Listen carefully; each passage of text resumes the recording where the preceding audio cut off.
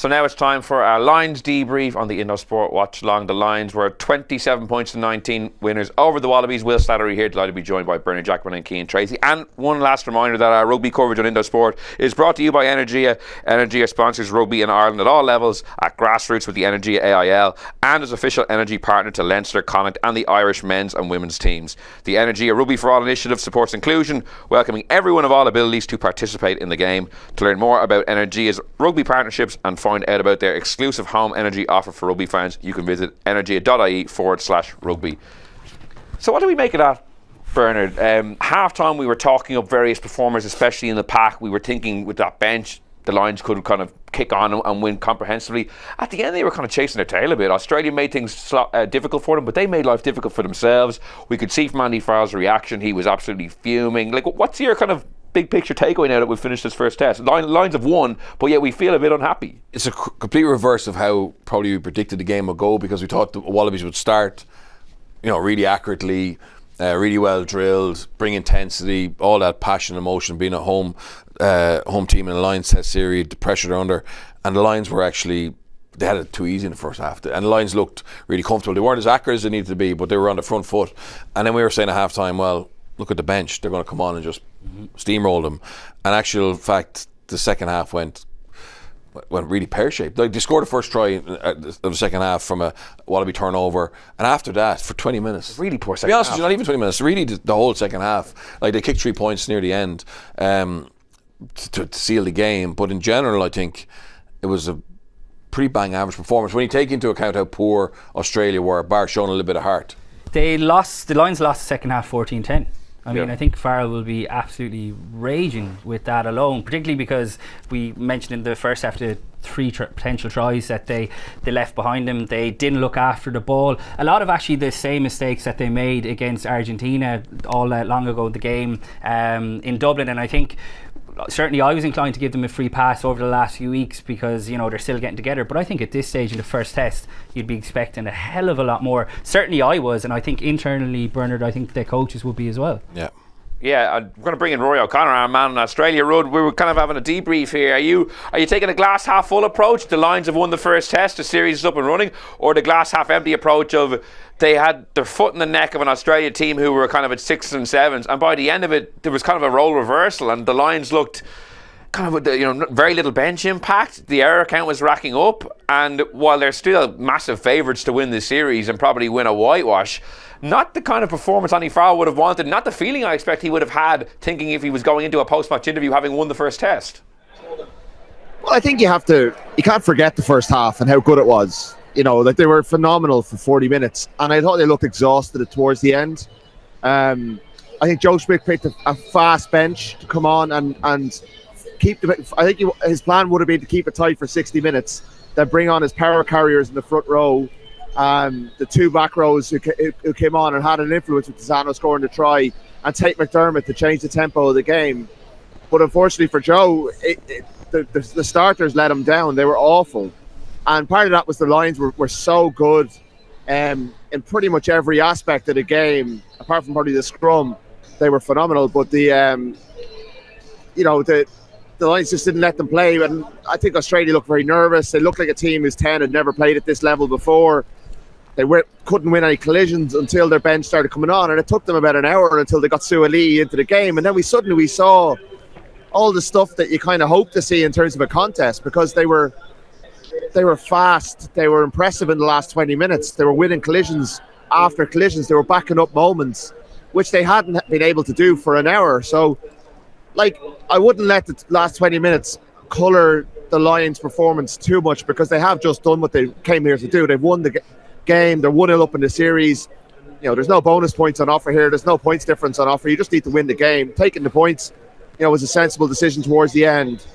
But yeah, Australia have a bit of momentum, I think, off the back of how they finished. I think Joe Schmidt has massive selection decisions. I think he'll feel if he can get Valentini and Skelton back, that will narrow the power deficit to some degree, but I'm not sure it'll be enough. Yeah, in fairness to us, we've just come off doing the live second half, so that was really fresh in our minds. But Rud, Bernard, I think is right to bring it back to first principles, which is this is a test series. The Lions got a win on the board. The first half was extremely dominant. not as clinical as they would have liked. We had the Hugh Jones chance, the cross kick to McCarthy, but remember all the names we were rattling off from the pack in the first half. Furlong, Sheehan, Gange, McCarthy, the whole pack. You don't need to stop with anyone really, and that was the platform from which they really kind of put the game to bed early enough. Yeah, no, look, I can agree with Rudd about the Wallabies bench and the impact they made, but I would say if you put both benches on paper, I struggle to see what Wallaby sub, maybe bar Tate McDermott, should be on the Lions bench, if you get me. So that's my fear or my criticism will be of the Lions. Like I totally agree with Rhodes, they look tired at the end, but they shouldn't be tired. I mean, they're match hardened. They've had time under their belt. They've been on tour a long time now. The Wallabies are the ones who probably needed that game, and the bench have to take responsibility for not coming on and matching that Wallaby intensity, which I agree they won that battle, and Joe Schmidt obviously tried to have them ready for the last quarter, but God, the Lions shouldn't be getting blown away in the second half by that bench, I don't think.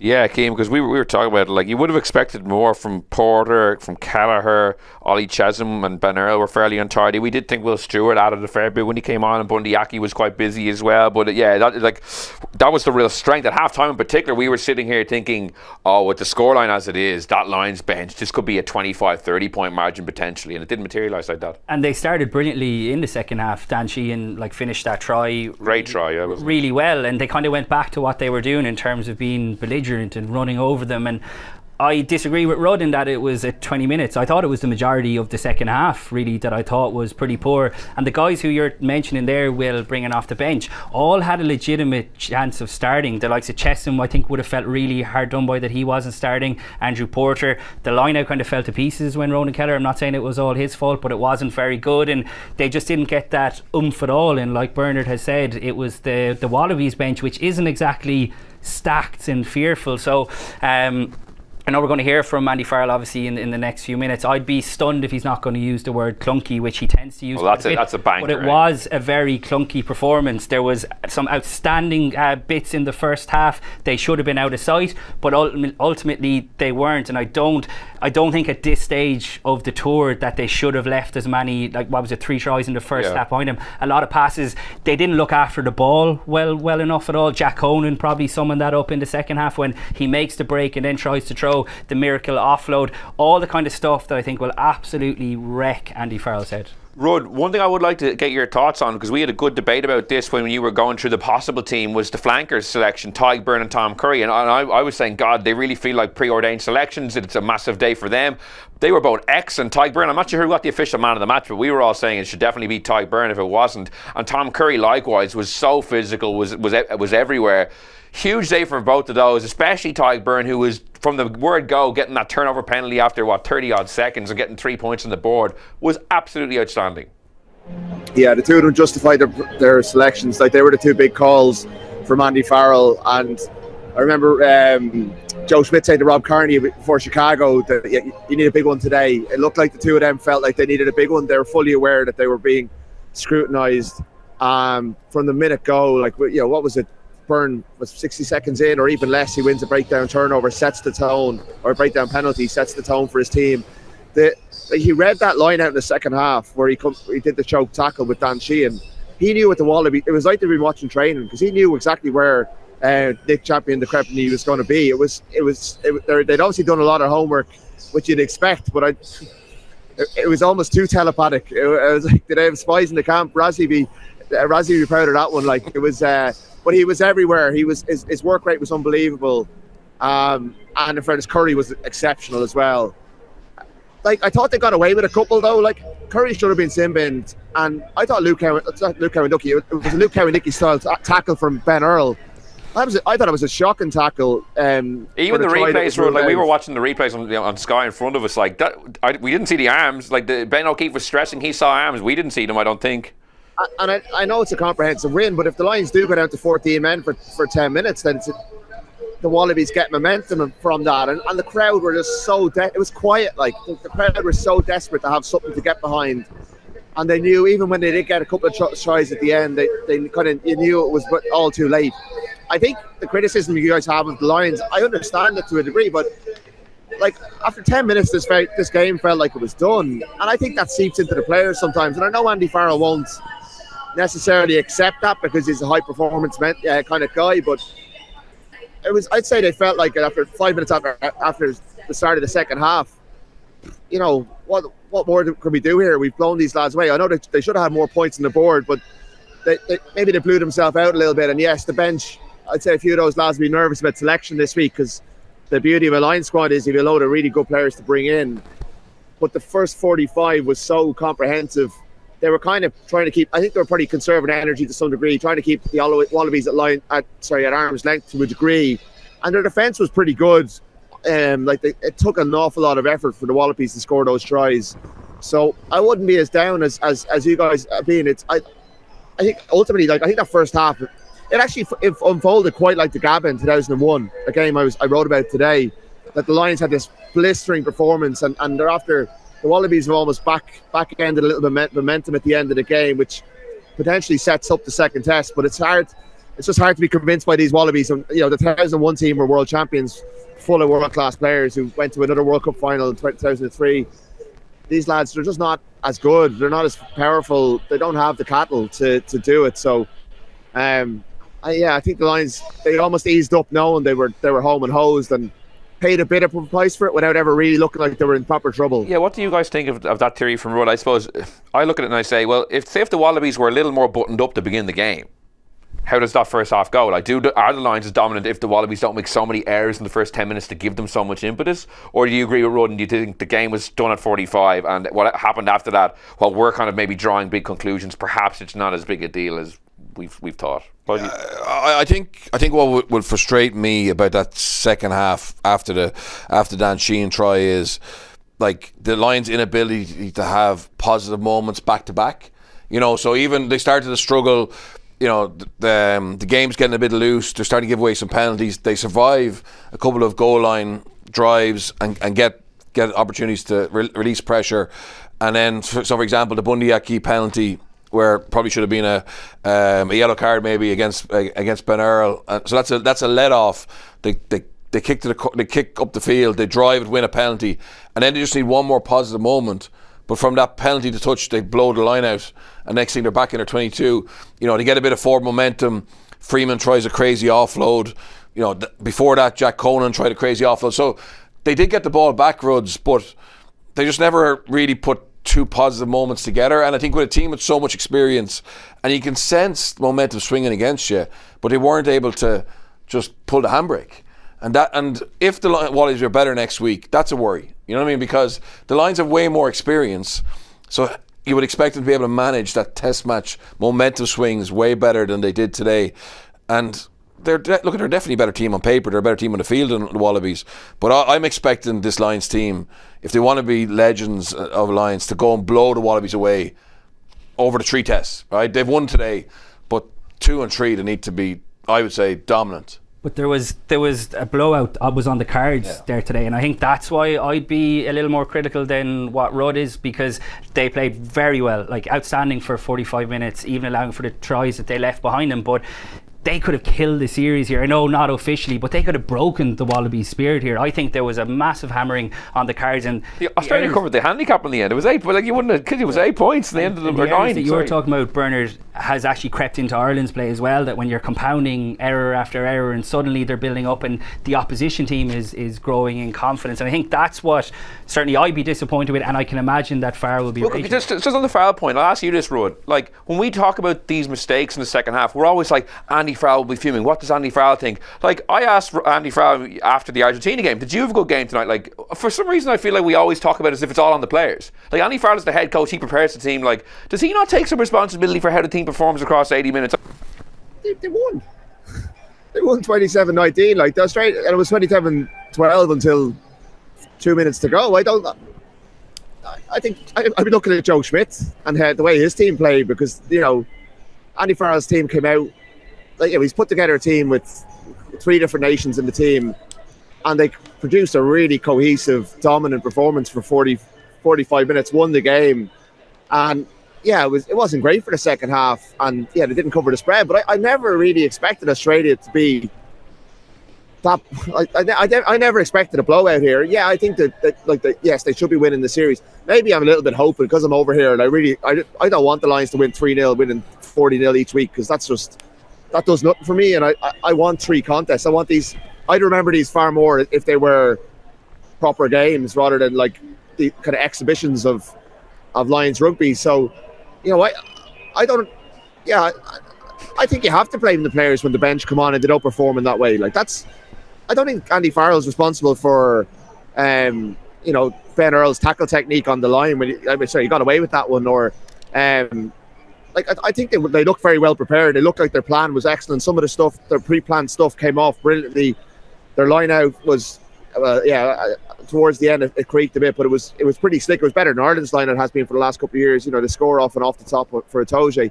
A lot of the stuff that Farrell does have responsibility for, I think worked well. And yeah, I think it was more. I think there is an element. Like, you have to remember, it's the end of our season and it's the start of the Australian season, so they are fresher and they will probably get fresher and get better as the series goes on in that space. Whereas the the finish line is there for them as well. So I do think that fatigue is probably a little bit more understandable in that way too. So maybe the Wallabies will see an in through that as well. But yeah, in terms of Andy Farrell's performance, I think he had a pretty good day. Like, I think ultimately they did what they came here to do.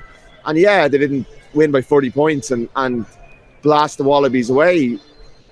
I never really expected them to do that. I think they should win the series 3-0, but I expect there to be bumps on the road, bumps along the road within that series. And you're never going to just steamroll a team on home soil like the Wallabies, limited as they are. And they always were going to have a purple patch. It's just they left it way, way too late to have their purple patch. And when they had their purple patch and they got the right players on the ball, they didn't look like as bad a side as they looked in the first 20 when they were just clueless. It was really so poor. And I'd say Joe will have nightmares about team selection, how nervous the team looked, how nervous Tom Lionel looked, how they couldn't catch a cold, their set piece creaked. Like, there's way more on their side that they got none of what they wanted to get out there, whereas I think the Lions got a lot of what they wanted to get out there. And yeah, it was messy towards the end, but yeah. So Roots, I think probably why certainly I'm being negative is because I agree with all you said there, that the Australia were so poor and yet we didn't cover the spread.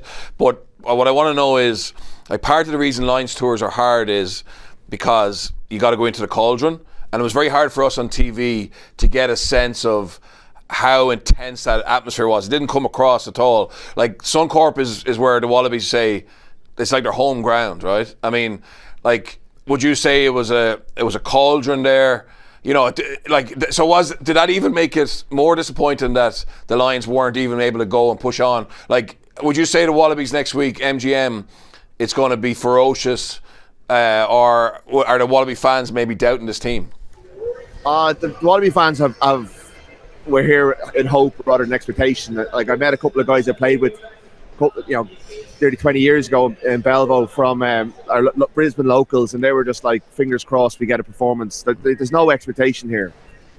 And I thought that might liberate the team a little bit. The crowd was, I'd say, I'm being generous to the Wallabies, about 60-40 Lions.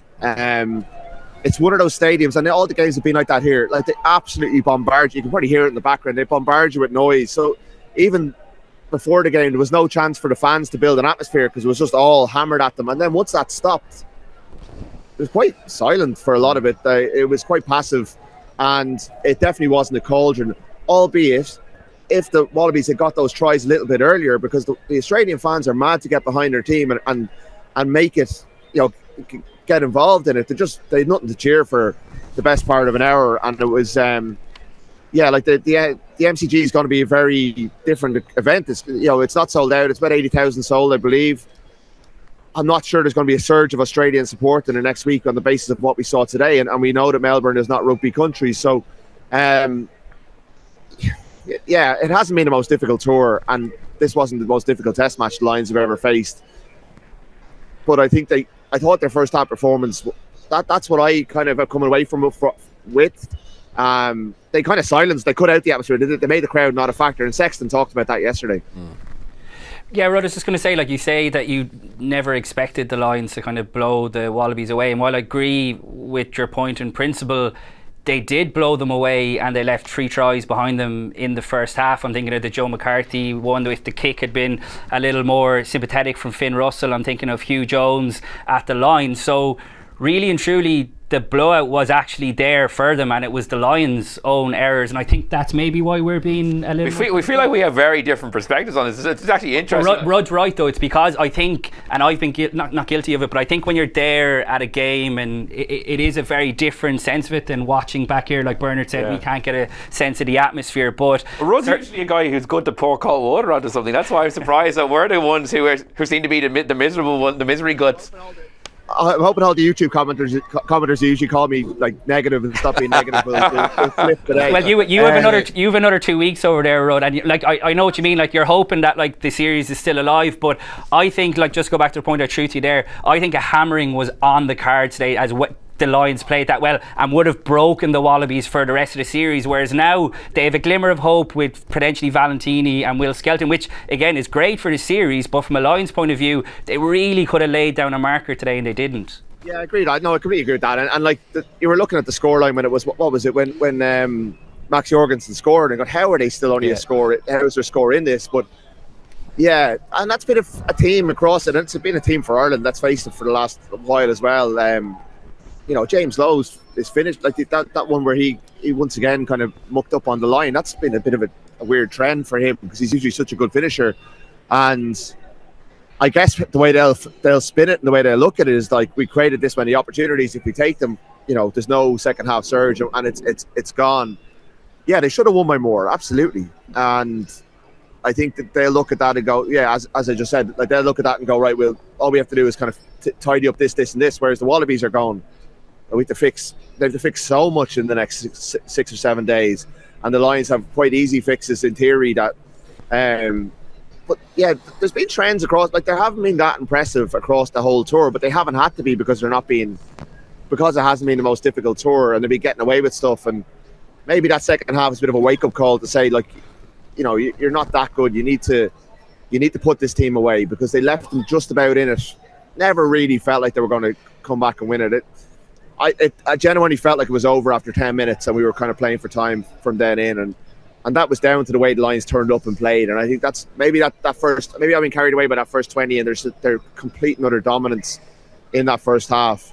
I just never felt like their errors were going to cost them. So maybe I've breezed over them a bit too much. Yeah, well, once the Sheehan try was scored, certainly, like we were saying, we could see Joe Schmidt on TV here giving like all the messages at halftime. Sheehan scores right at the start of the second half. Then it was game over. It was just frustrating to watch as we were going minute by minute and like kind of passing through every single error live. And maybe that's why we're a bit more fixated. So, Bernard, let's go back to some of the positives. Like, who were some of the guys when the platform was built that really impressed you? Genge, Sheehan, Furlong.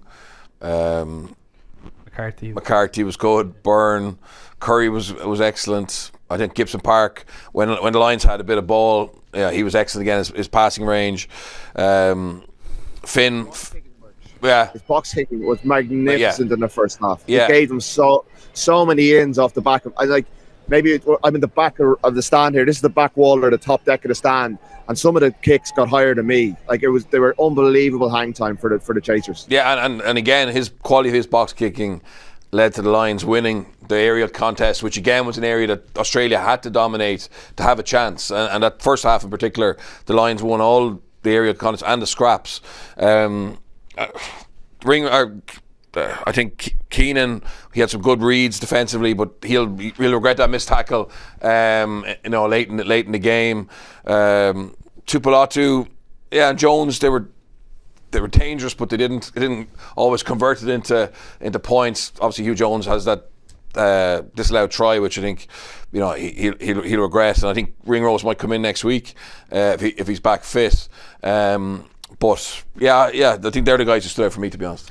I think the point you make about the box kicking battle early on is a good one, because that was a key part of the game when it was in its infancy. And if you go back to Argentina, Keane, remember Andy Farrell in the press room afterwards lost the scraps, lost the aerial battle, and he was absolutely fuming. When the Lions built that platform, they actually were really good in that area. And while we can point to the second half when it maybe got away from them, when the game was there to be won, I suppose the problems from night one were rectified, and they were actually really strong in that area, I thought. Yeah, and I think that's what will frustrate Andy Farrell, because they would have set out their game plan, which they did, by picking a pack to bully that powder puff, let's be fair, Wallabies pack without the likes of Skelton and Valentini. And when they went route one through the likes of Genge, who I thought was outstanding, Joe McCarthy, who was brilliant, obviously he went off early in the second half. Hopefully Rudd will obviously get an update from Andy Farrell, but hopefully he's not too bad. So he was excellent. So when they played to their game plan, they were outstanding, but there was times where they just tried to play a little looser. Like Freeman, I thought, had a couple of loose moments as well. Yeah, offload in the second half. Trying to throw loose offloads. And then you see what the difference when Bundyaki comes on. And I thought Tuipulotu had lots of good moments, but he's still not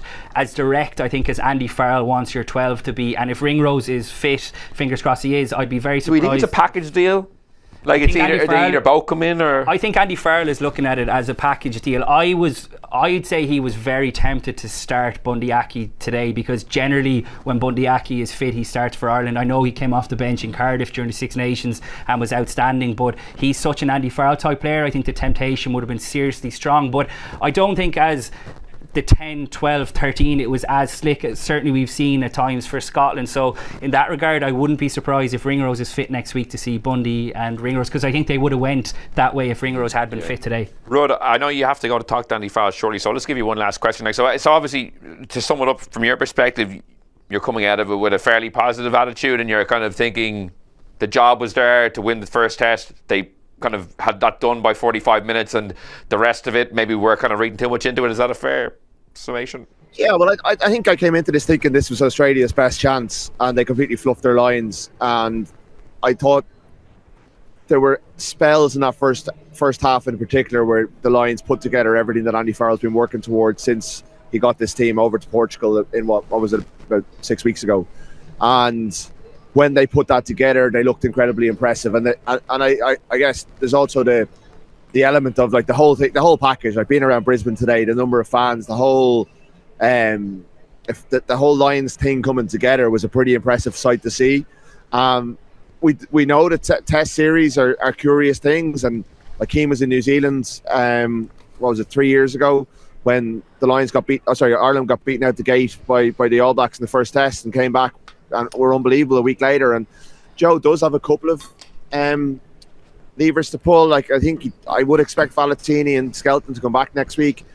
I'd get Corey Toole onto the wing and get some gas into that back three, because that's not a quick Lions team. I think they need speed. Like we saw what Corey Toole did to them in the Brumbies game. He went for Jorgensen and Potter, and like they got the try off the aerial game, but they didn't really get much change out of the Lions in the air, and maybe they need to go for I think we saw maybe a template of what they need to do in that last 20 minutes. I think I'd start Angus Bell and Billy Pollard. Like they're the two players I was kind of referring to in terms of coming on with that athletic profile. Like Pollard's, the NRL teams are trying to sign him the whole time.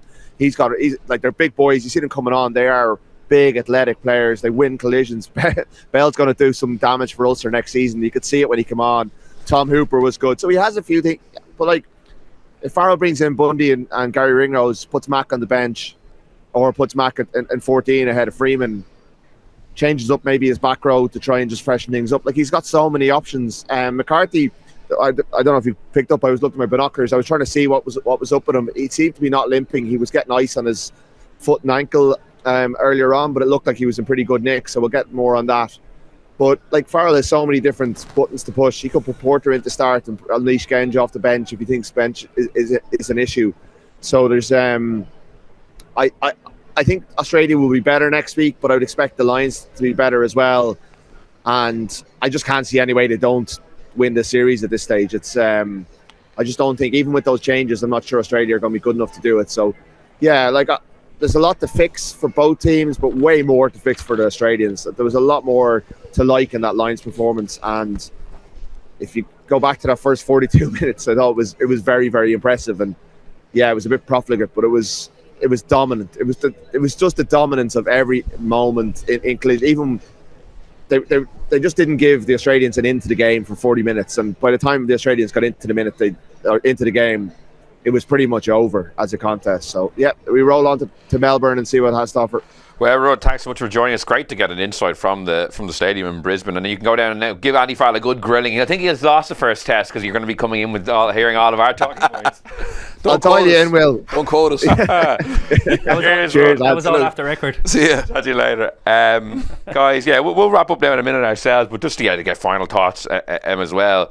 I don't know, are we being too negative? I'm not sure if it is honestly a symptom of us having done the watch long that we were like, maybe it was real fresh in our mind, because it was funny that Rudd had a really different perspective on that. I guess in my head I thought, look, the Lions had that game in the bag and they played so poorly in the second half that was kind of like disappointed me. I just thought they were a bit above that. I don't think we're being overly negative. Like, I mean, we've pointed out that they were outstanding for 45 minutes. They created 3 more tries that they should have scored, and Rudd is right. The game plan that Andy Farrell would have set out worked really well, but it's an 80-minute game, and I don't think we should give allowances for the Lions at this stage of a tour when they should be way more clinical. And I go back to the point where I think a hammering was on the cards there. That's because the Lions played so well, and I think if they had hammered them, look, it wouldn't have been great for the series, but I think it would have broken the Wallabies' spirit no matter what they do, no matter who they bring back next week. So that's why I'd be frustrated, and I'd be very surprised, Bernard, I know you know Andy Farrell quite well, that if we're being this critical, I think he will be internally as well. I think as a player, look, trust your eyes, right? Like, we can see it, players can see it. This isn't a vintage Wallaby side, right? And that's why they're talking about winning the series 3-0, creating history, being the first Lions team to go unbeaten in Australia in terms of overall all the games. They know that this is a powder puff Wallabies team with potential and with the Joe Schmidt factor. We've seen that the Joe Schmidt factor hasn't been evident today. That's what we were hoping was going to give 10 points to the difference, right? So that wasn't there. So hence, you haven't covered the handicap. You've got yourself into a second half where the game isn't dead and buried. You've given them belief that next week, with a couple of changes, the game under the belt, they can be better. You don't want to give anyone belief. So I think Farrell would be disappointed, but there's also players like Finn Russell, etc., who've been around the block, and they know this is an opportunity missed to bury this series. Do I think the series will be 3-0? Yeah, I do, but I just think now the Wallabies have something to hang on to next week, which they probably shouldn't have had. Because I think the first half, while the Lions were good, look at all the entry points they got, because of, like, from the kickoff, the Wallabies within 3 phases give away a penalty in their own half. Like, that's a gift you shouldn't be getting at the highest level. And the Wallabies have moved from 8th to 6th in the world rankings without doing anything. It's just other results. Like, they really are 8 maybe stroke 9th in the world. So I think as pundits we have to be expecting high levels of accuracy from the Lions. I'm delighted we won. It's not our job to, like, because they won, to say no, that was great. Like, it wasn't. That's why I'm shocked. Rudd is usually the one who'll come in and be like. He did, to be fair, he did admit that when you're over there, there's a bit of like, you know, I want the next 2 weeks to be worthwhile. And it was a great question from Birch to ask him what the atmosphere like, because it wasn't the bear pit. No. I mean, and it's not going to be a bear pit for the next 2 weeks. Keane, that makes it even more disappointing because, like, you know, it wasn't like Loftus. Yeah. Well, we roll on to Melbourne now. A massive thanks to Bernard and Keane for joining me today, and thank you so much to the thousands of people who joined seemingly from every corner of the world. It made it for a very enjoyable experience. All your comments were brilliant. This will be back on YouTube for you to watch. You can listen to the post-match chat on Spotify and Apple Podcasts, and that's pretty much it from us. Thanks so much for watching, and goodbye.